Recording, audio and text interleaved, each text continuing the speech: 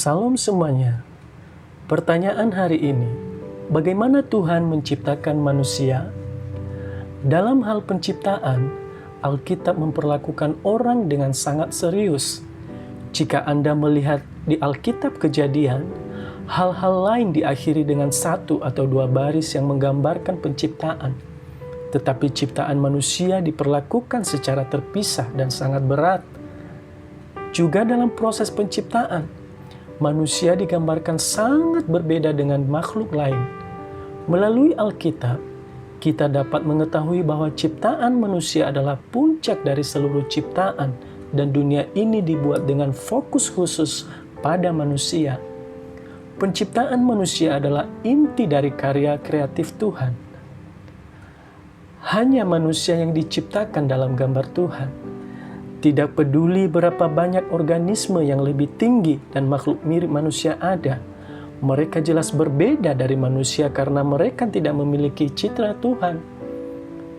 Ketika Tuhan menciptakan manusia, apa alasan mengapa Tuhan menciptakan mereka menurut gambar Tuhan? Itu untuk menempatkan kita di atas makhluk lain dan untuk memerintah mereka. Meskipun mereka makhluk yang sama, namun manusia seperti penguasa bagi makhluk lain. Karena Tuhan adalah Tuhan bagi kita, demikian juga bagi ciptaan kita adalah Raja. Kita perlu mengetahui posisi yang kita ciptakan sebagai peran untuk mengatur semua ciptaan. Jawaban hari ini adalah Tuhan menciptakan laki-laki dan perempuan menurut gambarnya sendiri, dalam pengetahuan, kebenaran, dan kekudusan dengan kekuasaan atas makhluk. Yang pertama, atribut gambar Allah, kekudusan, keadilan, pengetahuan. Jawaban hari ini mengatakan bahwa Tuhan menciptakan kita, tetapi menjadikan kita menurut gambar Tuhan. Gambar Tuhan dikatakan sebagai kesucian, keadilan, dan pengetahuan. Sebelumnya, ketika kita belajar tentang Tuhan, dikatakan bahwa karena Tuhan adalah roh, tidak ada gambar yang terlihat. Oleh karena itu, mengatakan bahwa kita diciptakan menurut gambar Allah tidak berarti kita terlihat, mengikuti kekudusan, keadilan, dan pengetahuan Tuhan. Kita diciptakan menurut gambar itu. Tapi ada masalah. Tentunya sangatlah penting untuk dapat menemukan gambar Tuhan melalui gambar kita saat ini. Itu adalah gambaran pengetahuan yang suci, adil, dan berlimpah. Namun nyatanya tidak demikian jika kita menengok ke belakang. Mengapa? Apakah karena gambar yang Tuhan berikan tidak sempurna? Atau apakah terlalu banyak waktu berlalu dan rusak dengan sendirinya? Alasannya adalah kita telah kehilangan citra Tuhan karena dosa-dosa kita. Kita perlu mengetahui perbedaan antara gambar Tuhan yang semula kita miliki dan gambar Tuhan yang sekarang rusak dan hilang. Jika tidak, kita jadi bingung dan banyak bertanya, mengapa dunia diciptakan Tuhan dalam bentuk ini? Mengapa Tuhan membuat saya seperti ini? Tapi pertanyaan seperti ini salah sejak awal. Tuhan tidak membuatnya seperti itu sejak awal.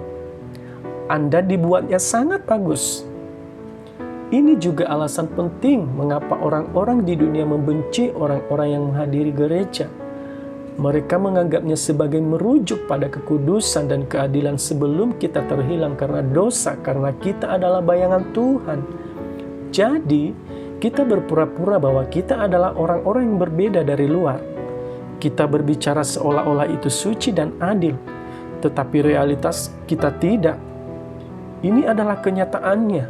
Faktanya, kita tidak memiliki gambar Tuhan yang sempurna, tapi Alkitab memberitahu kita untuk mengembalikan citra Tuhan.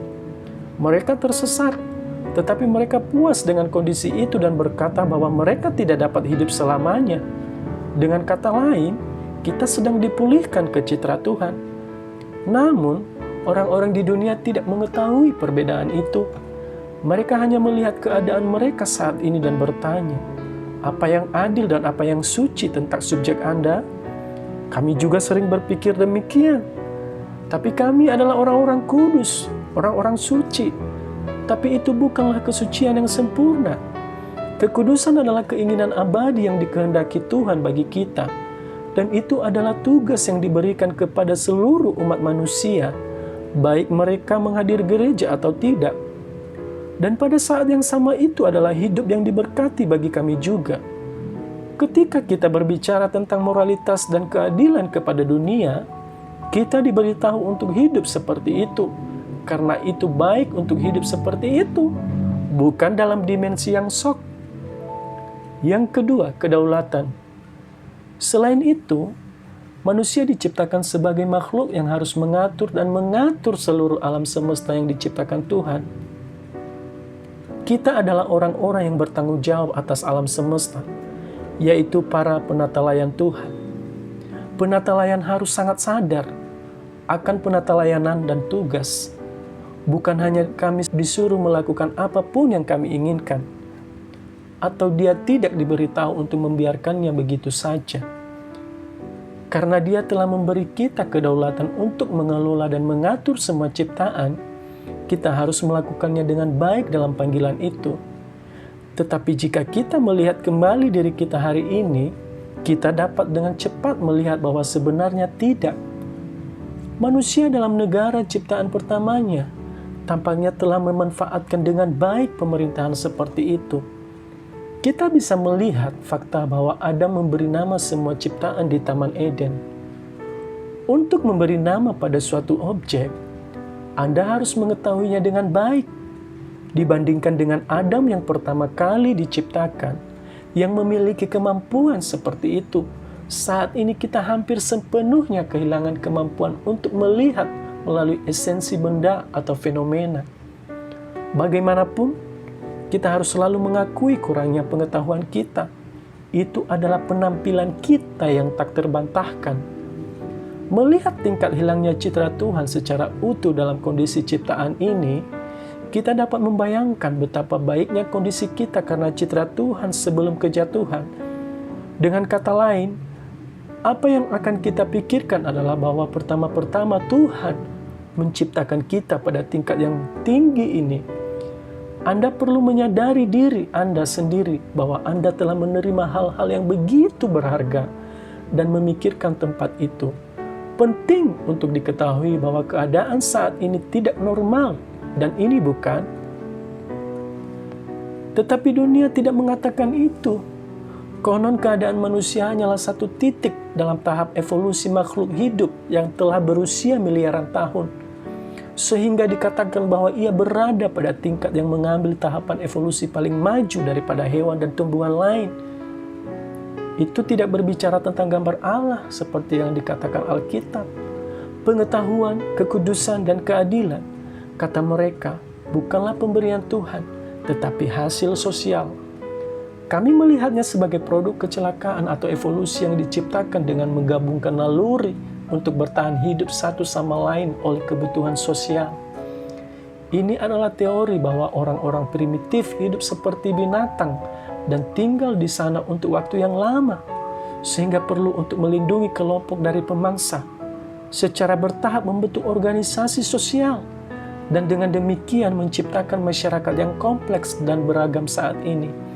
Namun, seperti yang dikatakan Alkitab, manusia dan makhluk lain berbeda satu sama lain.